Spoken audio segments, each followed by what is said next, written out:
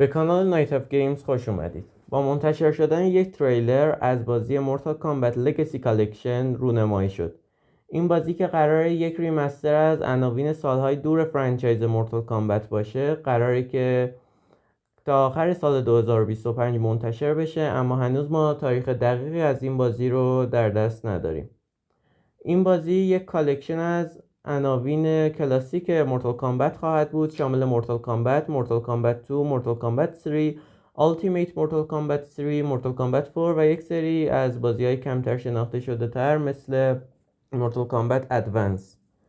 این بازی علاوه بر آرکید برای کنسول‌های دیگه هم عرضه خواهد شد و ما MKLK رو برای نینتندو سویچ 1 و 2، PS4 و PS5، Xbox Series S و X و PC خواهیم داشت.